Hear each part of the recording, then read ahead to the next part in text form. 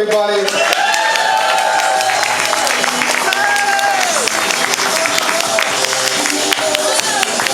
Thank you, son. May I have another? Okay, he failed to warn you that the accent thing coming down here now. How's everybody doing tonight? Before we get going really good, I just want to ask some questions just to get a little perspective here. When y'all were children growing up in your family, did y'all do the quality family time thing? Yes. Did you do fun stuff together? No. Did you like being around each other? No. Wow, did y'all have 5 sisters growing up too? Yeah.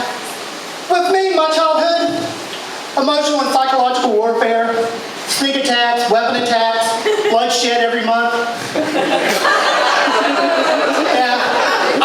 You ever watch those nature shows about hyenas? I was always that little weak hyena that was always hiding because he knew if they didn't do good hunting, he was on the mill for days. And if you throw my mom into the mix, that means there were 6 women who were enjoying their special time of the month, living in a very small house. What this meant for me, outside the house, I was a complete klutz. Walking into doors instead of through them.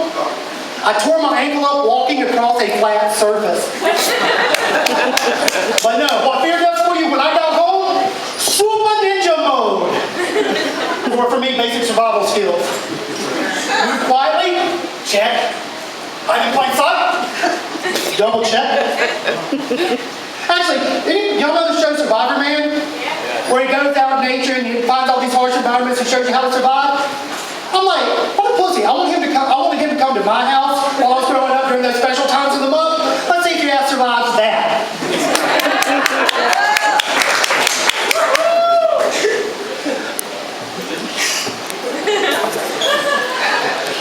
But, though I was actually kind of lucky because it is true that women's periods do tend to sync up. So after a certain point, it came down to basically 1 week a month that I had to be extra super careful. And I tried my best. I tried my best not to do anything to set them off. Well, there were just little things that I just couldn't get around. Me leaving the toilet seat up. Yeah. Me breathing. Me having a penis.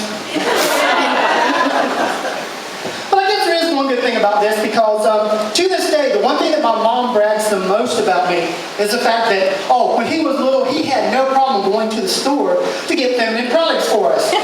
That's tampons for you confused looking guys out there. But to be honest, and I'll never admit this to her, it did embarrass me.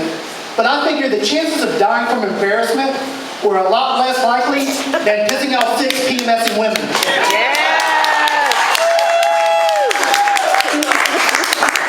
But actually, the thing that really made it worse about my childhood was not the stuff that you can kind of plan around if you had a calendar.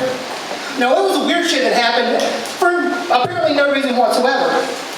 For example, one night we're all sitting around the dinner table. My middle sister Brenda walks up and stabs my youngest sister Teresa in the arm with a fork. When I say this, I don't mean a little poke. I don't mean a little dimpling of the skin. I don't mean maybe a bead of blood. I'm talking she stabbed her in the arm. Everybody's freaking out. But what freaked me out the most when I asked her why she did it, her answer was, well, I told her not to sit in my chair. And the look on her face and the tone of her voice, you knew exactly who she thought was responsible for the whole thing. Teresa!